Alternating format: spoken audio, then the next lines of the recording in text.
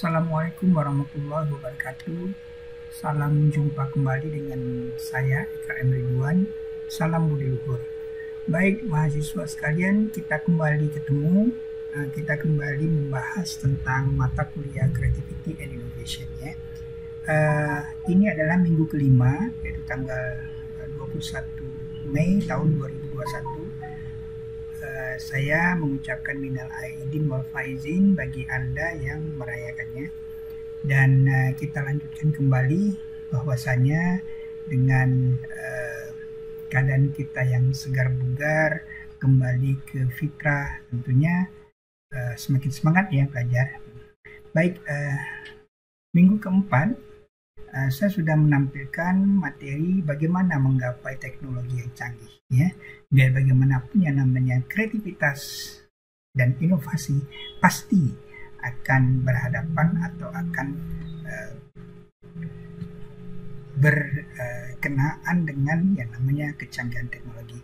Minggu lalu kita sudah membahas bahwasanya ada dua cara. Yang pertama adalah tahap invention atau tahap penemuan.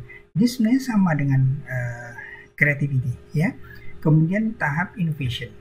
Innovation adalah pembaruan dari yang sudah ada. Jadi beda antara kreativitas dengan inovasi apa?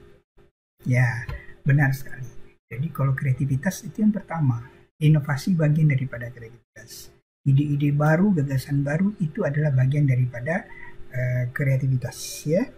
Kemudian, nah ini kita bandingkan.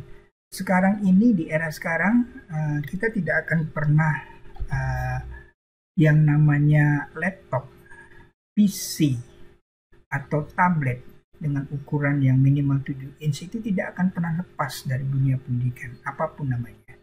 Laptop itu sekarang sudah canggih dengan berbagai macam merek, dengan berbagai macam teknologi yang terdapat di dalamnya. Itu tentunya sangat-sangat membantu sivitas akademika dalam menjalankan proses kegiatannya. Nah, kalau kita kembali melihat bahwasannya di layar kita di sebelah kiri ini ada merek komputer seperti MSI ya, ada Acer, kemudian ada Asus dan segala macam. Ini ternyata adalah laptop yang sekarang ini sudah lazim digunakan. Namun ternyata bagaimana para pengguna atau user-user lain yang menggunakan gaming? Ini tentunya adalah bagian daripada innovation sebenarnya. Inovasi tadi apa? Pembaruan dari ide-ide yang sudah ada sebenarnya ya. Jadi ini bukan lagi kreativitas tapi adalah inovasi. Baik, sekarang apalagi contoh-contoh lain yang bisa kita ambil? Nah, jadi kalau kita lihat contoh produk tadi seperti laptop dengan berbagai macam software yang ada di dalamnya, itu menyangkut kepada spesifikasi dan fitur, baik itu bisa dilihat dari softwarenya maupun hardwarenya. Nah, dari gambar A dan B tentunya berbeda inovasinya ya adik-adik sekalian. Nah, kalau laptop yang kiri itu adalah laptop biasa, tapi bagaimana laptop yang kanan? Itu sudah mengcover berbagai macam kebutuhan yang lain. Tidak saja hanya untuk menyimpan data, tapi lebih dari itu.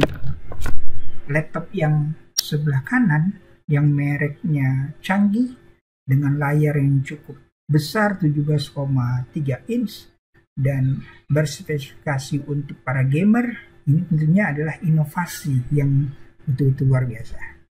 Nah, kalau kita kembali melihat bagaimana zaman dahulu orang ingin menjalankan aktivitasnya, berpindah tempat dari satu tempat ke tempat lain. Ada yang jalan kaki, ada yang menumpang dengan kendaraan-kendaraan umum dan segala macam.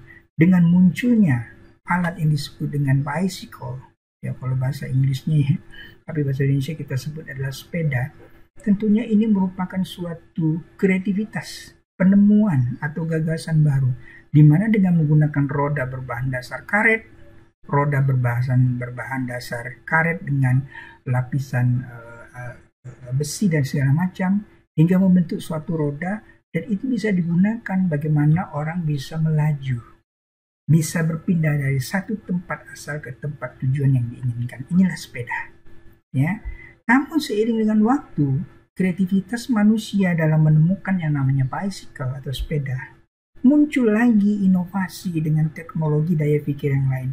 Ini sebenarnya tidak bukan adalah demi terciptanya efektivitas. Apa itu? Berdaya guna. Dan juga efisiensi. Apa itu? Berdaya hasil. Artinya tidak saja mencapai sasaran yang diinginkan, manusia bisa mencapai ke tujuan yang diharapkan, tapi juga efisien. Daripada jalan kaki, lebih baik kita naik sepeda. Efisien dari segi waktu, efisien dari segi tenaga, dan juga efisien dari segi biaya tentunya. Ya. Nah, ini kita lihat sepeda zaman dulu itu sangat-sangat zaman dulu yang kita sebut dengan sepeda jadul.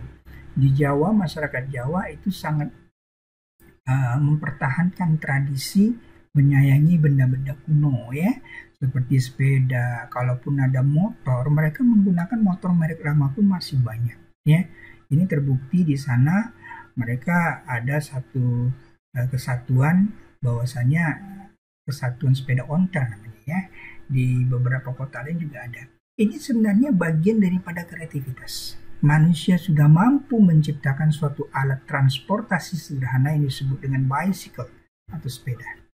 Nah, yuk kita lihat kembali. Dengan kecanggihan yang disebut dengan innovation, muncullah alat transportasi yang lain yang disebut dengan sepeda listrik. Bagaimana manusia mampu untuk menjalankan aktivitasnya dengan tanpa harus tenaga 100% ya, tapi menggunakan listrik. Listrik itu artinya bagaimana tenaga biasa yang sedemikian rupa diramu dengan teknologi tertentu, muncullah inovasi sehingga menghasilkan suatu energi kinetik, gaya gerak yang dihasilkan dari listrik. Dan di sini dimunculkan baterai yang khusus untuk menggerakkan torpedo dan dinamo daripada sepeda ini sendiri. Sehingga tidak saja itu bisa digayung dengan secara manual, sepeda listrik ini bisa juga digunakan apabila kita sudah letih, kita sudah kehabisan tenaga, kita menggunakan energi kinetik, energi gerak dari listrik yang dihasilkan dan kemudian dikumpulkan melalui baterai sehingga bisa bergerak sendiri. Dan ini harganya cukup mahal ya, hampir seharga 1 unit motor ya. Oke. Nah, ini berbagai tipe-tipe yang sengaja saya tampilkan agar imajinasi adik-adik mahasiswa bisa paham bahwasanya betapa penting posisi dan kedudukan kreativitas manusia dan inovasi. Apalagi di era digitalisasi sekarang.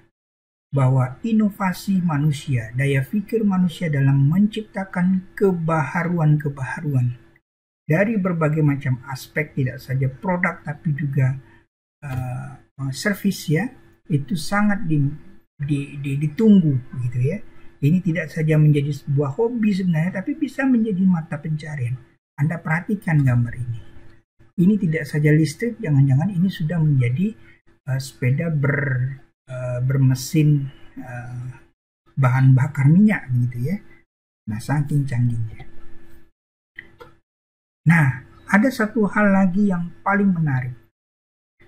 Bahwasanya di zaman dahulu transportasi, apalagi di Indonesia ya, Indonesia adalah merupakan salah satu negara kepulauan terbesar di dunia dengan berbagai macam pulau, lebih dari 3.000 pulau, dan dikelilingi dengan berbagai macam anak-anak sungai dan laut. Tentunya ini adalah merupakan tantangan sendiri bagaimana manusia-manusia di dunia ini, khususnya lah orang Indonesia, mampu menciptakan transportasi yang mampu untuk menghindari adanya barriers. Barriers itu adalah sekat, adanya pembatas-pembatas ya, sehingga manusia itu bisa melaju, bisa tiba dari satu tempat asal ke tempat lainnya. Muncullah yang namanya invention atau kreativitas bagaimana kita bisa terbang. Awal sekali yang muncul adalah pesawat terbang. Seiring dengan waktu, seiring dengan masa, bahwasanya pesawat sekarang sudah banyak sekali. tidak saja dari berbagai macam merek, tapi juga dari berbagai macam teknologi